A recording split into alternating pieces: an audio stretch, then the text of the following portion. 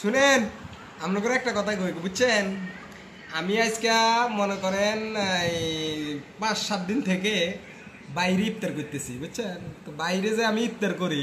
আজ আপনার কাছে একটা জিনিস বিচার দিই আপনারা বিচার কথাটা মনোযোগ সহকারে একটু শুনেন বুঝছেন একবারে মনোযোগ সহকারে শুনবেন যদি আমার দোষ হয় তাও বলে যাবেন আর যদি টমেটোর দোষ হয় তাও বলে যাবেন মানে কারণটা হলো কি বুঝছেন আমি আজকে ৫-৬ দিন ধরে বাইরে ইফতার করি আমি যখন বাইরে ইফতার করি তা আমি চিন্তা করি ইফতার খাইতে গেলে চিন্তা করি যে আমি তো একলা ইফতার খাইতেছি তা আমার বাসার মধ্যে তো একটা টমেটো আছে টমেটোর লাই কিছু নিয়ে যাই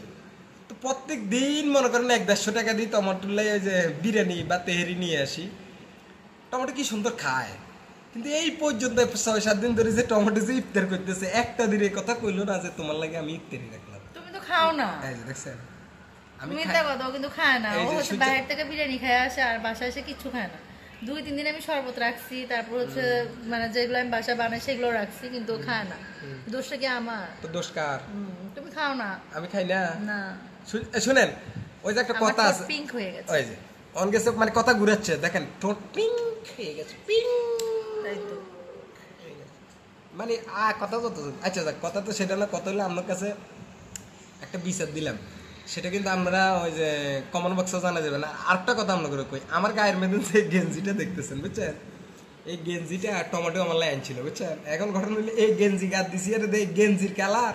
আর টমেটোর কালার একরকম হয়ে গেছে বুঝছেন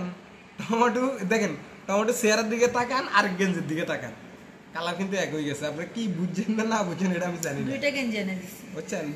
দুইটা গেঞ্জি এনে দিছে পরবর্তী গেঞ্জিটা এটা আমরা কালকে দেখাবো আজকে কোন না ওটা হচ্ছে কি কালার না ওটা করলে তো টমেটোর কালারও লাগে হয়ে যেত এখন বিষয় হলো শুনেন আমরা একটা কথা